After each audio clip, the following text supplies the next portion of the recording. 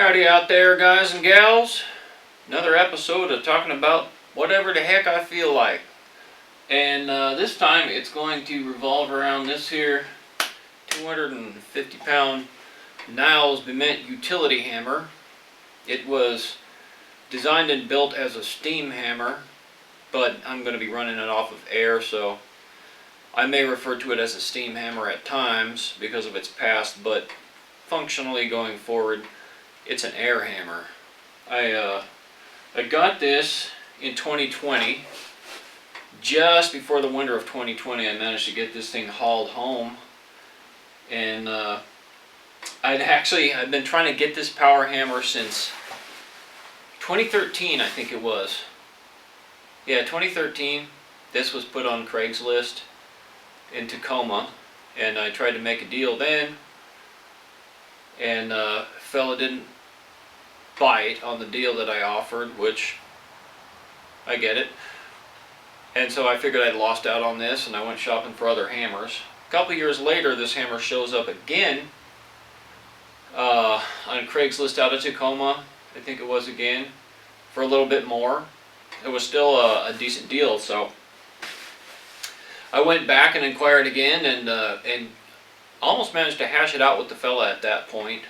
I was going to have to make payments, and I was going to have to kind of go out on a limb as far as dragging it home, but I've always been real motivated as far as getting machines like this. Well, anyway, he thought better of it that time too, and he ended up wanting to keep the hammer. And so once again I wrote it off, and I thought it had gotten away for good. It popped up on eBay one time, and another smith I knew had made a deal on it, and then that deal fell through. So this hammer has a history of almost being sold several times, and a few of them to me. So finally it came back up on Craigslist again in 2020. And this time I had just sold my little giant 50-pound power hammer to acquire a lathe upgrade.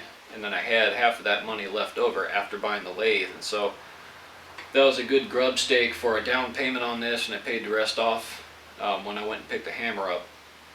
Long story short, the deal went through this time, obviously, and I own the hammer outright. Now, it's an old machine. I'm not sure of the vintage of this machine, but there are some design cues, and I'll discuss them when we're actually kind of walking around the hammer and looking at it, but I think it might be 1910 to 1915 sometime, early to mid World War I era, so that makes it kind of contemporary with my other big hammer, my 300-pound Beaudry. Anyway, so I went over to Tacoma in my 1989 Ford F350. That's got the 7.3 liter IDI, the International Harvester, naturally aspirated diesel in it, and I tuned it up. I put injectors in the thing, and replaced the glow plugs, and put new tires on it, and pretty much everything I could do at the moment, just to kind of get it up to speed to make a trip and haul a load of that caliber home, because it's about a 250-mile drive and 2 steep mountain passes between me and where I had to go pick this up at. And hooked up my old car hauler that I fabricated out of a converted travel trailer several years ago. I hauled a lot of equipment on that, and so we hitched up, drove over there, and I knew by the time I got there I was going to have problems because the transmission was slipping more than I thought it would. It's automatic transmission, 2-wheel drive, dually truck.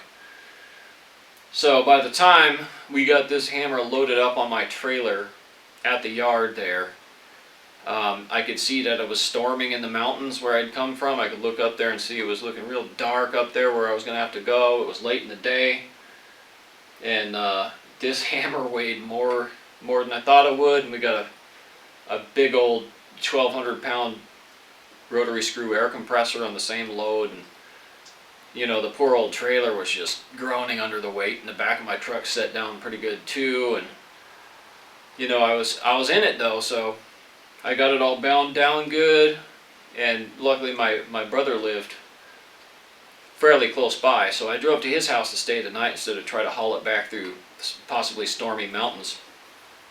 Got going the next day, and as luck would have it, on my route back to the freeway, there was a auto parts store, and they actually had some Lucas transmission fix, which it ain't fixing nothing, but it's thick enough that it'll help your transmission not slip if you really need to just limp home or something. So I put some of that in there, and it actually improved it quite a lot. And I started heading up, over the Cascades, and I was down to first gear.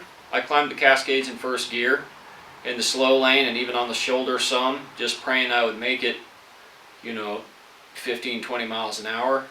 And when I got to the top of the pass there, I realized I was probably going to make it the rest of the way home. I had another mountain pass after that, but you get over the Cascades with a load that size in a limping truck, you pretty much have it made.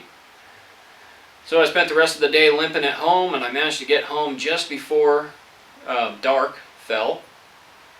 And thank my lucky stars, went inside, slept for the night, came out next morning, it was blanketed in snow, and the mountain passes had gotten, a couple of feet of snow maybe, and I never would have been able to make it if I hadn't just squeezed through on that last day when I got it home. So I promised my truck before I ever asked anything like that of it again, I was going to rebuild the transmission. So I'm intending to keep that promise as soon as the weather warms up, and overhaul the transmission before I get myself into anything like this again. Anyway, so that's the backstory on this thing for the most part, and then we'll unclip the camera and go kind of walk around and look at some things, and maybe I'll even try to cycle the Ram a little bit, and I'll outline some of my plans for getting this thing installed and operational in 2021. Alrighty, so let's kind of have a look around this thing. It's pretty tall in here. I forget how tall exactly. It's, I would say, around 8 feet though, to that top bolt there on that cap. And it's actually going to sit higher in here once I get it installed. Now if you look over at the Beaudry right here, you can see that I cut the floor out and poured in an additional foundation block in underneath this hammer. And that is almost 3¼ yards of concrete. It's 4 feet deep with rebar. And I'm going to have to do the same thing for this hammer, so I'm going to move it out of the way. I'm going to cut the floor with a wet saw, dig it out, pour crete, and I'm going to do it different. I'm not going to drill my bolt holes here in epoxy anchors. I'm going to preset anchor pockets and then use T-bolts. Anyway, so it's a 250 pound, it's a steam hammer, so it's got the steam hammer linkage right here. You can see that's the main valve that controls which end of the cylinder is getting air or steam, and kind of controls if it's going up, if it's going down, and then like the timing between those strokes. You can see that there's a top air port and a bottom air port cast into the machine here. That's where the actually air goes through it, and there's like the back air passage up the back of this cylinder that goes to the top air input of the cylinder. This is a linkage that connects that ram, or connects that valve with this linkage down here, and this connects to what is called the sword, which is a piece of linkage in here, right here, that's actually a wiper that contacts the back of the ram here. The ram, as it travels up and down, pushes on this wiper and actuates this linkage that goes through this casting here, reciprocates this arm, and reciprocates that valve. So basically the hammer is timed almost like an engine. It's got a mechanical sensor in that sword valve that tells the ram when to actuate to keep this thing having a reciprocating strike for forging it. So it's got that mode, or coming over to here, this is the motion valve handle, and you can see that it has a rack, and you can set it at the top, bottom, middle, somewhere in between. When it's set in the middle, then the ram will tend to want to reciprocate when you give it air or steam. If you set it closer toward the top, the ram will kind of tup, that means reciprocate lightly higher up, and if you set it toward the bottom, it'll tup lower down, so that gives you kind of a preset on your stroke. Or you can actually pump that handle manually in real time, and this hammer will strike single blows just like a hand hammer would, but magnified. So that's really cool about this machine. It has this massive single blow capability, or just a standard reciprocating mode of operation. Now this is the other valve right here. That is the throttle valve, you can see there. Now if I unclip this, you can see that this actuates and pivots that shaft, which is going to the back of where the air and steam come in. So that just controls how much air or steam this valve is able to get. So it controls the strength of the blow, but it also controls when you're actually going to start hitting. Or if you're using the hammer in manual mode with a driver over here and an operator out front, the hammer driver will operate this to give it gas, so to speak, and then operate the handle to control what the ram does at the same time. Now these smaller Niles Bement Pond hammers were cast with a boss, two bosses down here, to give the option, or you could order it from the factory that way too, of ordering the hammer pre-set up with a treadle, so that a single person could operate it instead of needing a driver. I've fabricated all of this. The original photo shows it set up like this. I didn't get any of this with the hammer, so what I did was I forged that spring right there, and then I forged this offset, this joggled arm. I made a lot of this out of tractor linkage parts from North 40. That's a ball end there, and it all connects, moves up and down, spring return, adjustable yoke here, and then connects up to that, so it actuates the throttle of the hammer. So I can control, I have a gas pedal right here. Made it out of diamond plate for style points.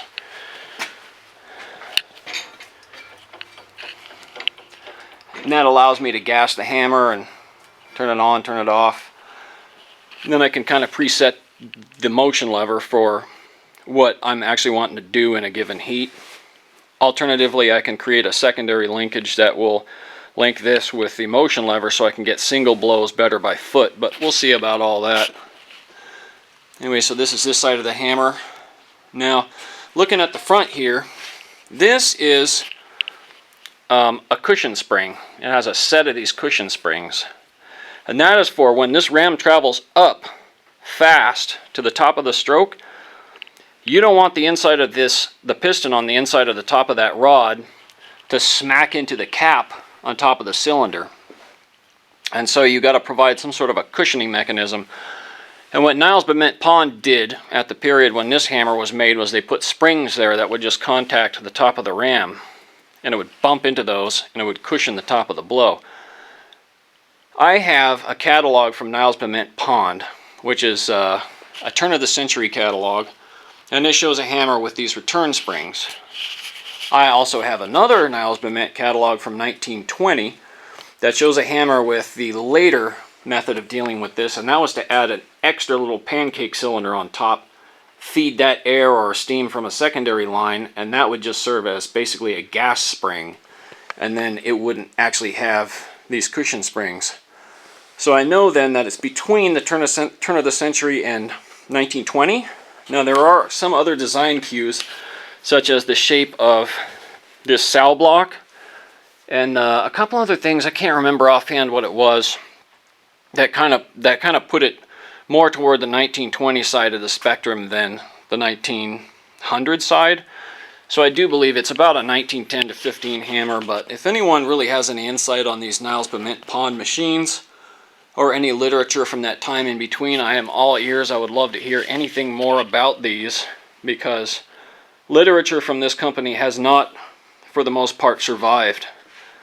Niles Bement Pond was the biggest conglomerate manufacturer of machinery in the world, I believe around the turn of the century. And for a company that was once that huge, there's almost nothing surviving of them today other than the machines themselves and not many of those. So this here is a little cast shelf, a little 1¼ inch thick by probably 25-pound super reinforced shelf just meant to hold an oiler. This needs a mechanical oiler, and that's going to feed oil to the air input line there. So I'm also on the lookout for one of those. I need a 2-port oiler. This is the lower die. You can see it's quite tall. The die surface is 4 inches by 7 inches, so it's got nice big flat dies on it. It's just got a beautiful casting, the frame of this thing. I really like the way these were built. It's got adjustability built into the slides here. These have tapered gibs that are driven down in, and they will control how tightly these grip the hammerhead to take any play out. Now, it's a 2-piece hammer, so right now what I have in here is a temporary anvil basically mocked up out of a piece of heavy pipe that sow block is sitting on. I have the real anvil for it outside on a pallet, and I'm going to drag that in and install it, and then the hammer has to be lowered down on top of the anvil, on top of the foundation block after I pour that. So I've been doing what work I can on it. Right now it's too snowy and cold, and my driveway isn't up to having a concrete truck come up it. So that's probably going to be in early April when I finally get that done. You can see here it says Niles Bement Pond Company, New York. Bement number and then the serial number.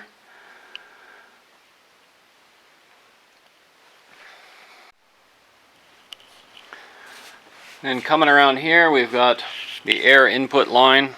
This is 1-inch rubber pneumatic hose coming through the wall from the air compressors and tanks outside.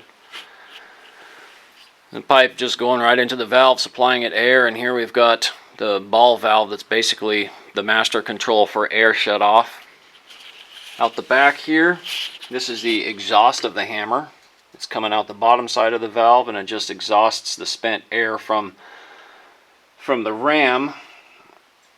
Out here I got this to a T and then a drain cap screwed on better than I thought, and that's just basically so I can take it off and just let some oil drain into a bucket down here now and then, because there's oil in the exhaust. Put a tractor muffler up here to kind of cut the sound. I may pipe that outdoors at some point too, we'll just have to see. Right now it's for style points too. I like the look of that muffler on there. That's pretty much a tour of the hammer. Now maybe I'll see if I can't cycle the ram for you a little bit, give you an idea of the potential and motion of this machine. I only have enough air to cycle it for a few seconds at this moment, and the air supply is a whole separate subject that we're also going to touch on probably in another video. Anyway, let's see it cycle a little bit. Alrighty, let's give it a shot.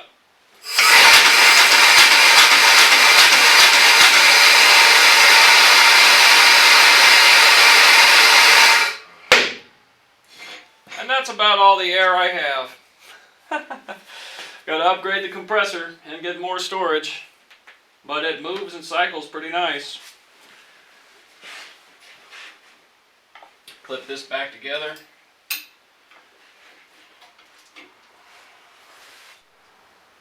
Now, we have a fairly limited space to deal with the installation. I mean, this shop is 24 feet wide here, and it's not all that tall inside. The boundary barely fits, and that's because I built it to the building. So I don't want to have to take the header of my door apart again, which I had to do to install the boundary to even fit the forklift in. And we don't have that much overhead over the hammer for a forklift mast for when we're needing to lift this thing. So my plan is, I have a source for some more beam. I have some beam on hand. I'm going to build a gantry crane on casters that I can use for various machines and lifting duties around the shop, and even for holding larger billets while I forge and stuff. But the first project it'll be used on will be installing this guy. I'll kind of go into my strategy more when I get into that build. I'll do some videos on that. You'll see how it all shakes out. But right now, I'm basically just having to get measurements for how much room do I have under the ceiling here in the space that I'm going to have to operate to pick this thing up. How tall is the hammer? How much room does that give me to get a hoist in there? And things of that nature. The nice thing is I can take this hammer apart and take the top off of it. And take maybe a third of the entire weight of the hammer off of it there. Set it down, then pick the frame up. Move that. Move the anvil on. And then, well, I'm going to pick the hammer up. Put the anvil under it. Lower the hammer. Stuff like that. So that'll be an exciting series of videos to get through. Even with Mr. Robot Voice here.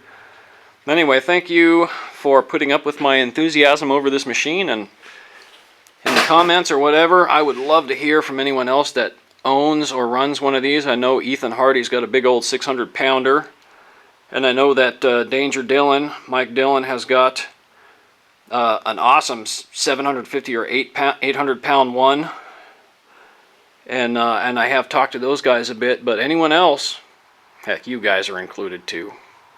Ethan, Danger, comment too, please, if you like. But anyone at all wants to talk Niles Bement, hit me up.